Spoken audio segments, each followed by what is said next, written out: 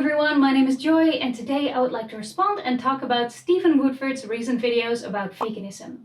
I'm aware I'm a little bit late to the party, but I'm just gonna say that that's on brand for me. I recommend you watch his videos first for context, because to keep this video somewhat contained, I will mainly focus on Woodford's question. More often than not, vegans say that something is unnecessary if it isn't required for humans to continue living. This is, indeed, precisely how they justify the death of innocent mice and moles for their crops. These deaths can't be avoided, and thus they are required for humans to continue living. And my objection is that this implicit premise, this presumption that we are justified in harming sentient creatures to maintain our own life, is completely arbitrary.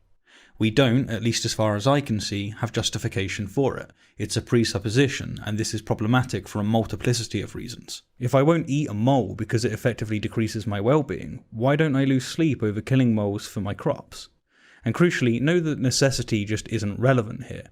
What's relevant is my circle of altruism, my emotional state, and yet it's completely inconsistent, not only in what species are within it, but also what members of each species are within it. How precisely do you justify the continuation of your life at the expense of, in principle, infinite harm caused to infinite innocent sentient beings?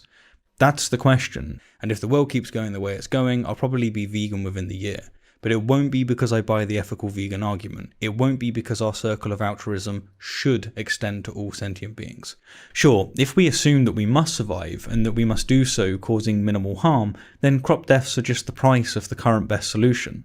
But we're still assuming, as a brute fact it seems, that we must survive. Why? I think most other points and criticisms in these videos are fair, especially regarding utilitarianism, but this part didn't really sit right with me.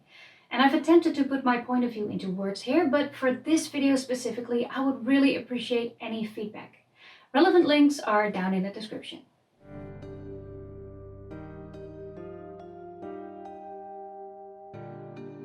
The one mole is not left outside of my moral consideration, and many vegans vouch for developments that will prevent their deaths in the future for the production of food.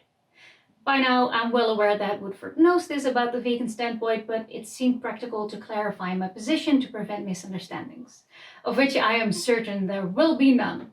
But what about now? While I am still bound to either participate in causing animal suffering, albeit to a lesser extent, or to starve.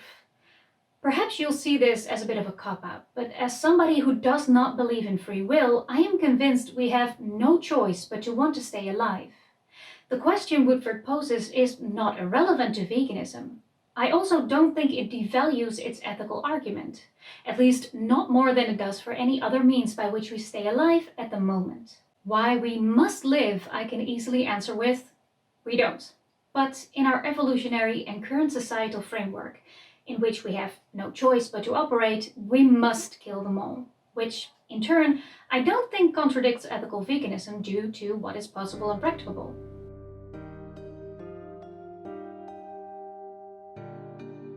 Now, I don't simply want to argue that no free will means let's throw up our hands and ignore the issue. I've actually spent some time struggling with the question why I'd bother with activism, or doing anything for that matter, if there is no free will anyway. And apparently this is a common mistake I learned as I dove more into literature about free will. Now, I'm far from understanding all I've read so far, but I did gain the following perspective. Losing my belief in free will made me value the importance of making informed decisions more. The understanding that despite not making them freely, I remain in a perpetual state of decision making, even if I choose to sit back and do nothing. This belief propels my will to inform myself and others to the best of my abilities, which in turn has led me to my current views. So, excuse the little detour there, it seemed relevant to clarify in the context of why the mole must die, because I must live. Thank you so much for watching. This is a topic I am very passionate about, so I'd like to emphasize once again that I welcome anyone's feedback. I'd love to improve my ability to discuss this in a constructive manner and learn about your varying points of view. Thank you in advance if you leave a comment or contact me otherwise.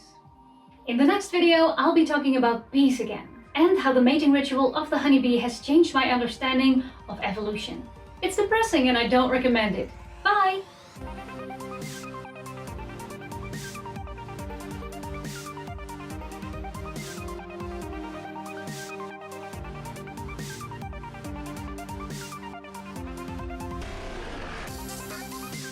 I would love to improve my ability to discuss this in a destructive